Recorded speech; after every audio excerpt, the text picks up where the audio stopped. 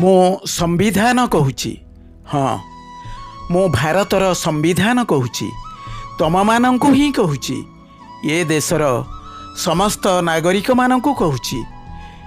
मो सृष्टिर 70 वर्ष बीतीगलानी, किंतु बड़ दुखर सह मो अनुभव करुची लोक बुझंतिनी लोकतंत्र अर्थ, सरकार साजे रजा, नेता बुझु नाही संविधान अर्थ, जनतांकु भावे प्रजा। इंग्रेज शासकंक अत्याचार विरोध रे ए देशर अनेक लोकंक संग्राम और बलिदान परे स्वाधीन हैला ये भारत देश। तापरे यही देश केउं परि भाबरे चलिबो बा शासन हेबो चिंता करी करी ए देशर स्वाधीनता संग्रामी और बुद्धिजीवी उद्यम 1949 मसीहा नवेम्बर 26 तारिख रे मोर बा ए देशर संविधान सृष्टि हैला। भारतर सबु लोक एकाठी बसी देशर शासन करने कष्टकर बोली लोक माने तांकर किछि प्रतिनिधि को एमएलए एमपी भाव में भोट दे बाछि देश शासन करिवार व्यवस्था हैला। मोते निर्माण करिथिबा 7 जणिया कमिटीर मुख्य BR आंबेडकर किंतु मो निर्माणर 4 वर्ष परे 1953 मसीहारे मन दुखरे कहिथिले मोते संविधान तैयारी पाई जहा करिबा कथा कुहागला मु ताहा ही कली एवं अनेक किछि करिछि मो इच्छा विरोध रे। बोध हुए सेइथिपाई मो पृष्ठारे यही देशर लोकमानंकर देश पाई कौन कौन मौलिक कर्तव्य ताहा लेखा रहिला, किंतु जनप्रतिनिधि बा एमएलए एमपी मानंकर देश पाई कौन कौन दायित्व बा कर्तव्य रही किछि लेखा रहिला नहीं। तेणु थरे एमएलए एमपी हेला परे सेमानंक मध्यरु अधिकांश 5 वर्ष राजसुख पाई बाइया हेले। विधानसभा पार्लियामेंट भितरे एमएलए एमपी माने जंगली शासन भली माइकी भंगा टेबुल भंगा माड़गोल चलैले भी से कुकर्म को कोर्ट कचेरी विरोध करिवे नहीं बोली 105 और 119 धारा मो देहरे खंजी दिया गला।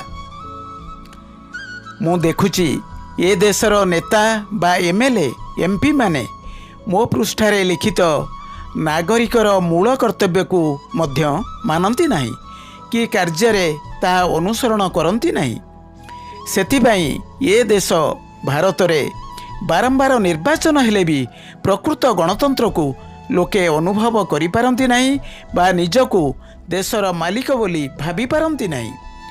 लोकंकर मत नहीं तांको समस्या तांको असुविधा दूर पाई पार्लियामेंट और विधानसभा रे आईन प्रणयन हुएनी कि अधिकांश एमएलए एमपी और सरकार साधारण लोकंकु देश बा राज्यर मालिक दृष्टि रे देखंती नहीं।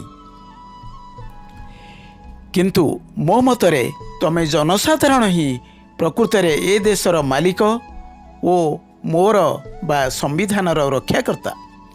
तमको बाद देई सरकार बा पार्लियामेंट कि विधानसभा गुड़िक ए देशर मालिक नुहंती। सेथिपाई मो मस्तकरे प्रथमे लेखागला आमे भारतर जनसाधारण बा we the people of India having solemnly resolved इत्यादि। मते लागुछि ए देशर सबु निर्वाचन जथा सरपंच ठारू एमएलए एमपी निर्वाचन गुड़िक जेपरी जनप्रतिनिधि बाछिबाकू हेउनी बरं रजा बाछिबाकू हेउछि। हताशार सह कहिबाकू पड़ुछि नेताए जितंती जनता हारंती सबु थर निर्वाचने, गणतंत्र मरी नेतातंत्र चले निर्वाचन पर दिने। निर्वाचन जीतीगला परे संविधान अनुजाई एमएलए एमपी माने तांको निर्वाचन मंडलीर जनसाधारण को तांकर मालिक एवं निजको जनसाधारण प्रतिनिधि बा एजेंट बोली भावंती नहीं कि संविधानर बा मो देहरे थिबा व्यवस्था को केबे मन रखंती नहीं। निजको 5 वर्षिया रजा मने करंती। ଲୋକଙ୍କ ପଇସାରେ ରାଜସୁଖ ଭୋଗ କରିବାକୁ ଅଧିକାଂଶ ଚାହାନ୍ତି। ପାର୍ଲାମେଣ୍ଟ ବା ବିଧାନସଭାରେ ମୋ ନାମରେ ଶପଥ ନେଉଥିବା ଏମ୍ଏଲ୍ଏ ଏମ୍ପି ମୋ ପୃଷ୍ଠାର ବ୍ୟବସ୍ଥାକୁ ବେଳେବେଳେ ଗୋଡ଼ରେ ଆଡ଼େଇ ଦେବା ଦେଖି ମୋତେ ବହୁତ ଦୁଃଖ ଲାଗେ।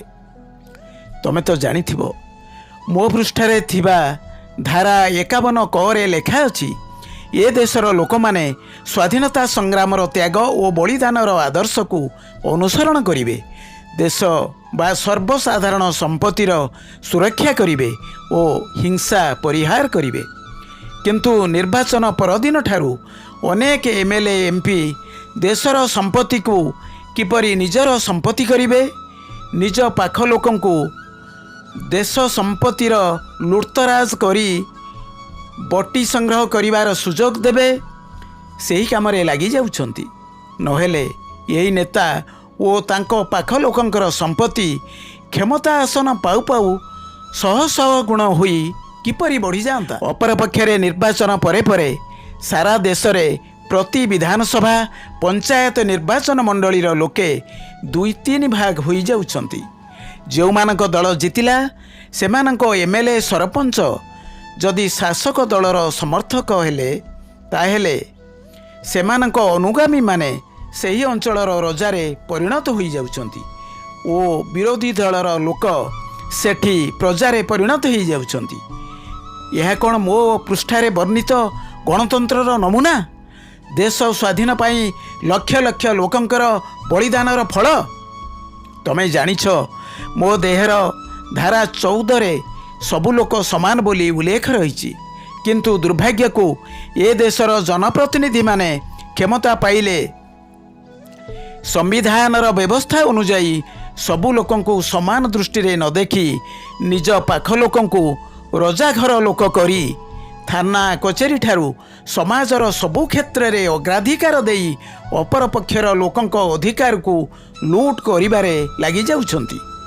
ଏ ଦେଶର ସମ୍ବିଧାନ ବା ମୋତେ ଗୋଡ଼ରେ ଆଡ଼େଇ ଦେଇ ଅନେକ ନେତା ଏହିପରି ସାରା ଦେଶରେ ରାଜନୈତିକ ଭେଦଭାବ ଓ ଶୋଷଣ ଗଲା 50 ବର୍ଷ ଧରି ଉତ୍କଟ କଲେଣି। ହଁ, ଆଉ ଗୋଟିଏ କଥା ତୁମକୁ କହିନି, ମୋ ଦେହରେ ଗୋଟିଏ 15 ଧାରା ମଧ୍ୟ ଅଛି। ସୁବିଧା ପାଇଲେ ତମେ ତାକୁ ନିଶ୍ଚିତ ପଢ଼ିବ। ସେଥିରେ ରହିଛି ରାଜ୍ୟ ବା ଶାସନ କାହାକୁ ଜାତି, ଧର୍ମ, ଲିଙ୍ଗ, ବର୍ଣ୍ଣ ଭିତ୍ତିରେ ପକ୍ଷପାତ କରିପାରିବ ନାହିଁ। କେତେ ଭଲ କଥା କହିଲ? ହଁ, ଏଥିରେ ଭିନ୍ନ ରାଜନୈତିକ ଦଳ ବା ସମର୍ଥକ ହେବା କାରଣରୁ କାହା ପ୍ରତି ପକ୍ଷପାତିତା କରିହେବ ନାହିଁ ବୋଲି ଏବେ ଯୋଡ଼ିବା କଥା। କାରଣ ଏବେ ଯେଉଁ ନେତା ଏମ୍ଏଲ୍ଏ ଏମ୍ପି ସରପଞ୍ଚ ଭାବେ ନିର୍ବାଚିତ ହେଉଛନ୍ତି ସେ ତା ଅପରପକ୍ଷର ଲୋକଙ୍କୁ ସରକାରୀ ସୁବିଧାରୁ ବଞ୍ଚିତ କରିବା ସହ ହଇରାଣ କରିବା ଦେଖାଯାଉଛି। କିନ୍ତୁ ଏହି 15 ଧାରାରେ ଭିନ୍ନ ରାଜନୈତିକ ଦଳ ବା ସମର୍ଥକ କାରଣରୁ ପକ୍ଷପାତିତା କରାଯିବ ନାହିଁ ବୋଲି ଯୋଡ଼ାଯିବାକୁ ଆମ ଏମ୍ଏଲ୍ଏ ଏମ୍ପି ମାନେ ଚାହୁଁନାହାନ୍ତି। କାରଣ ତୁ ତ ମୁତୁରି ମୁଁ ତ ମୁତୁରି, ହେଂସ କାହିଁ ପାଇଁ ଧୋଇବା? ହଁ, ତମେ ମୋତେ ଏବେ ପଚାରିପାର, ସମ୍ବିଧାନ ତିଆରି ବେଳେ ଏପରି ରାଜନୈତିକ ପକ୍ଷପାତିତାକୁ ଭୁଲ କଥା ବୋଲି ଧାରା 15ରେ କାହିଁକି ସ୍ଥାନ ଦିଆଗଲା ନାହିଁ? ପ୍ରକୃତ କଥା ହେଉଛି ସେତେବେଳର ନେତା ଓ ବୁଦ୍ଧିଜୀବୀମାନେ ଅଧିକାଂଶ ସ୍ୱାଧୀନତା ସଂଗ୍ରାମୀ ଓ ଦେଶପ୍ରେମୀ ଥିଲେ। ତେଣୁ ସେମାନେ କଦାପି ଭାବିନଥିଲେ ଯେ କିଛି ବର୍ଷ ପରେ କିଛି ଅନୈତିକ ନେତାଙ୍କ ପାଇଁ ଭାରତର ରାଜନୀତି ତୁଚ୍ଛା ଭୋଟ ବେପାର ଓ ପାରିବାରିକ ବ୍ୟବସାୟରେ ପରିଣତ ହୋଇଯିବ।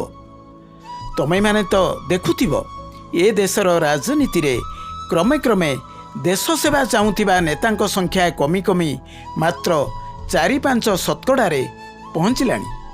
ରାଜନୀତିକୁ ରାଜକୀୟ ବିଳାସ ଓ ପାରିବାରିକ ବୃତ୍ତି କରିବାକୁ ଚାହୁଁଥିବା ଧନବଳୀ, ବାହୁବଳୀ ଓ ପାରିବାରିକ ଭୋଟ ବେପାରୀମାନେ ଏହାର 90%ରୁ ବେଶୀ ସ୍ଥାନ ଦଖଲ କରିନେଲେଣି। କ'ଣ କରିବା? ତମେ ଜନସାଧାରଣ ହେଲ ଏ ଦେଶର ମାଲିକ, ମୋର ବା ସମ୍ବିଧାନର ରକ୍ଷାକର୍ତ୍ତା।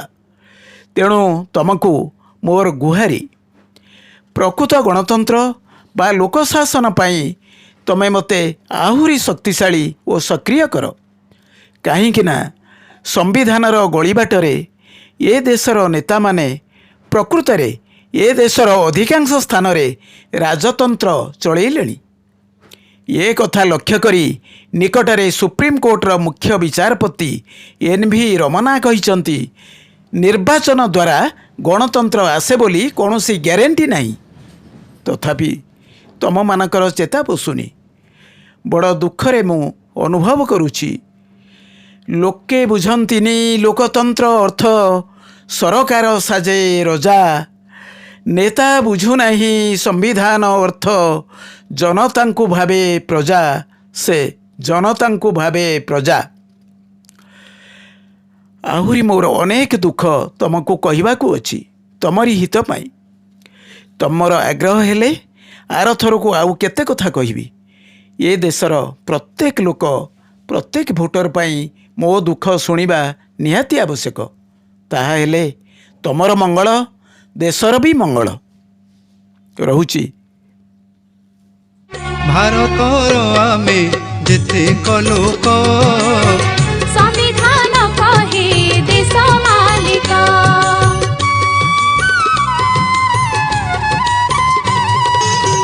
ଗଣତନ୍ତ୍ର ଆମ ଉଭେଇ ଗଲା, नेतातन्त्र देश शासन कला। ଆମ ଦୁଃଖ କଥା ବୁଝନ୍ତିନି ନେତା, ଆମ ଦୁଃଖ କଥା ବୁଝନ୍ତିନି ନେତା। କେତେ ଦିନ ଆମେ ହେବା ମୌନ, ଶୁଣ ଦେଶବାସୀ ଏ ନିବେଦନ।